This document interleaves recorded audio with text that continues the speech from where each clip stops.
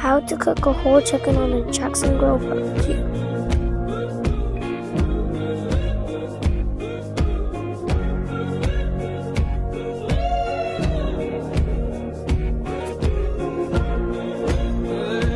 And this is the seasoning we're going to be using on the chicken.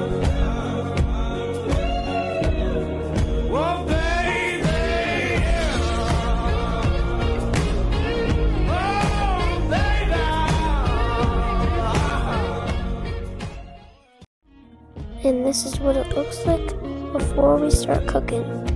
Nothing is on, no cooking yet, but we're about to cook it in a couple of minutes. Now we're cooking it, turning it on, and now it's rotating. See all the juice? It smells really good.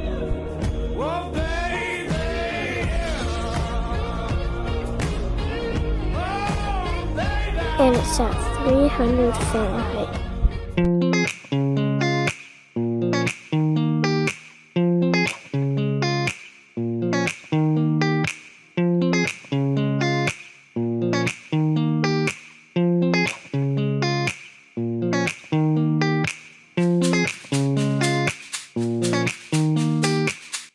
And now it smells even better than before.